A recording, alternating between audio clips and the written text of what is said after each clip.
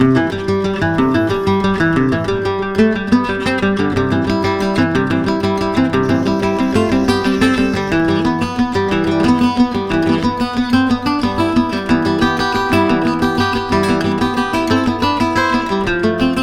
Home stay है सिटोंग 3 का अपर Sittong orange garden के अंदर में है। मेरा अपना ऑरेंज गार्डन है।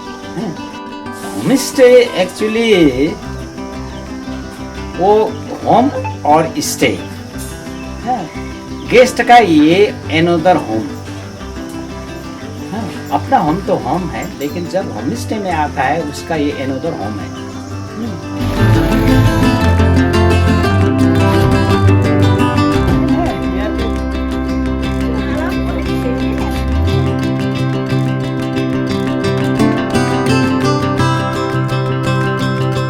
तो होम स्टे का जो फैमिली है उसके साथ में बैठ के उन लोगों का ट्रेडिशनल खाना खा के टेस्ट करना।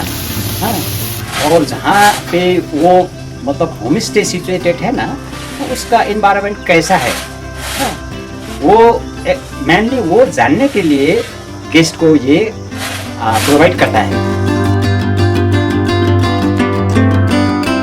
हमारा फैमिली मेंबर 5 लोग हम होम स्टे में काम करते हैं।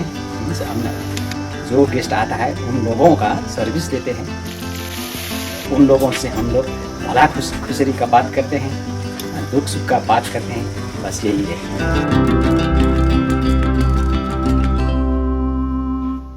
यहाँ से बागडोगरा एयरपोर्ट यही 65 किलोमीटर्स ऑलमोस्ट, और NJP junction to Selpu hills 45 kilometres approx.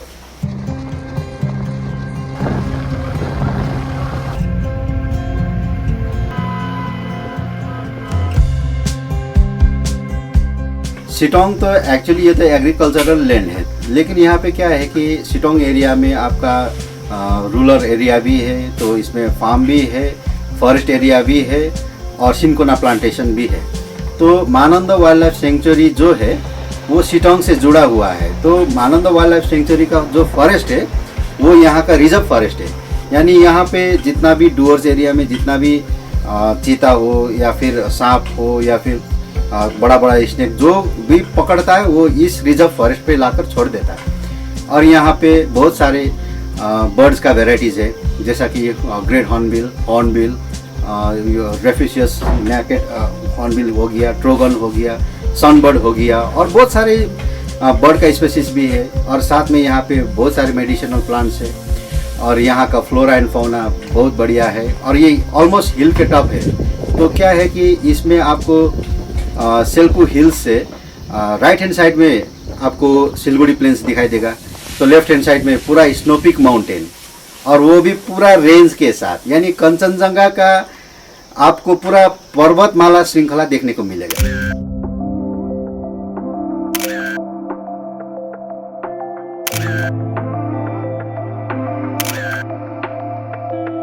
यहाँ पे क्या है कि ऑरेंज का ऑर्काड है, तो यहाँ का ऑरेंज बहुत माने मीठा भी है, और बहुत और भी बिग कार्डेमम हुआ, ब्रूमिस्टिक हुआ, जिंजर हुआ, और ये सब देखने को मिल सकता है। और यहाँ का और एक विशेषता क्या है कि जो सैलेमेंडर बोलता है वो सैलेमेंडर लिविंग फॉसिल भी इसको बोला जाता है, वो नामथिंग लेक में पाया जाता है, और वो रेनी सीजन में, ऑलमोस्ट रेनी सीजन में। अगर स्पोर्ट्स का बात करें तो नामथिंग आपको वॉकिंग डिस्टेंस यहाँ से आलडाड़ा हो गया आपका वॉकिंग डिस्टेंस 15 मिनट्स, तो यहाँ से नामथिंग हो गया आपका वॉकिंग डिस्टेंस यही 20 मिनट्स। फिर वहाँ से अगर और थोड़ा देर उधर जाएंगे तो फिर थाम टी गार्डन हो गया, फिर वहाँ पे लेप्चा मोनेस्ट्री है जो बहुत पुराना है।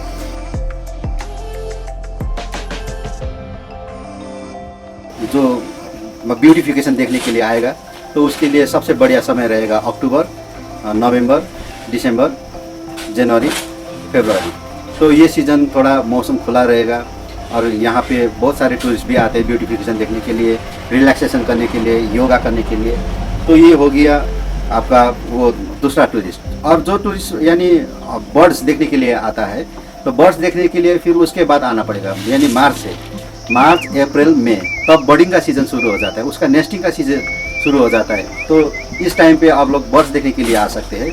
फिर ये बर्ड्स का सीज़न ख़त्म होने के बाद फिर रेनी सीज़न शुरू होता है। तो ये रेनी सीज़न में झरना का सीज़न शुरू हो जाता है, उसका फ्लोरा एंड फाउना अलग सा दिखने को मिलेगा। जो सैलामेंडर है, तब सैलामेंडर फिर ज़मीन से बाहर आता है, उसका भी हैचिंग का पीरियड होता है, तो इसीलिए तब आप सैलामेंडर को भी देख सकते हैं। फिर ऐसा करते करते सितंबर आ जाएगा। फिर उसके बाद पूजा का सीज़न हो गया। लक्ष्मी पूजा माने यहाँ पे बहुत धूमधड़ाम से मनाता है। तो लोग अपना अपना घर को पूरा फुल्ली डेकोरेट करता है, लाइट्स, दिया, ये सब कुछ जलाता है। फिर उसके बाद यहाँ पे जो लक्ष्मी का दिन होता है, वो नेपाली लोग तब कैरोल खेलता है, जिसको हम लोग भैलेनी बोलते हैं। ये बहुत पुराना एकदम, जब ये हिस्टोरिकल अगर जाएंगे तो फिर ये जब राम भगवान ने लंका पर विजय पा लिया, तब से ये शुरू है। तो यहाँ पे लड़की लोग तब लक्ष्मी पूजा के दिन भैलेनी होता है।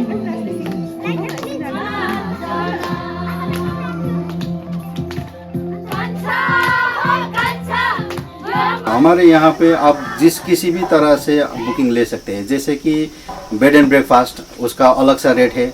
अगर कोई फूडिंग एंड लॉजिंग लेता है तो फिर वो अलग से रेट है। तो फिर कोई अगर सिर्फ रूम लॉजिंग लेना चाहता है तो फिर वो अलग से है।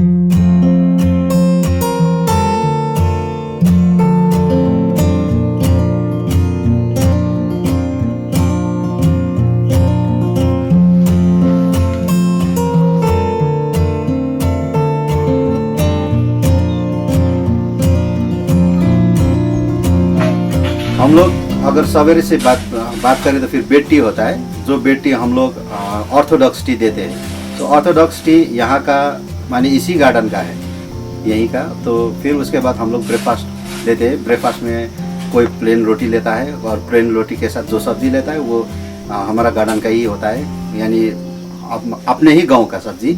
तो फिर उसके बाद लंच में कोई चिकन लेना पसंद करता है तो हम लोग वो चिकन बना कर देते हैं। अब नेपाली तरीका से बनाने को बोलेगा तो फिर उसी तरीके से हम लोग बना कर देते हैं।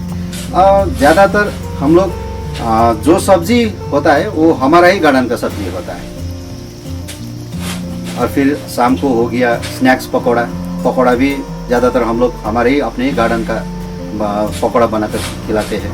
और ज़्यादा से ज़्यादा हम लोग दूध वाला नहीं बल्कि ब्लैक टी ऑफ़र करते हैं, क्योंकि वो यहाँ का है। और वो जो ऑर्थोडॉक्स टी है वो एकदम माने उसका फ्लेवर बहुत बढ़िया है। अभी तक कोई गेस्ट ने अभी तक कंप्लेन नहीं किया है। मेरे अपने गेस्ट को, अपने व्यूअर्स को बस यही कहना है कि आप लोग एक बार सिलपुर आ जाइए। यहाँ का जो खाना, जो ऑर्गेनिक फूड है उसका टेस्ट लीजिए, जो ऑर्गेनिक टी है उसका फ्लेवर लीजिए, और यहाँ का जो सीनिक ब्यूटी है उसका भी फ्लेवर लीजिए। और यहाँ का जितना भी फ्लोरा एंड फाउना है उसके बारे में आप लोग भी स्टडी कर सकते हैं। तो ऑर्गेनिक खाना खाने के लिए और यहाँ का जो भी क्लाइमेट है, हाँ, वो यहाँ आके वो क्लाइमेट का एक्सपीरियंस करने के लिए, और यहाँ का सोसाइटी का पीपल जितना भी है, तो उन लोगों का कैसा व्यवहार है, तो यही एक्सपीरियंस के लिए हम गेस्ट लोगों को वेलकम करते हैं।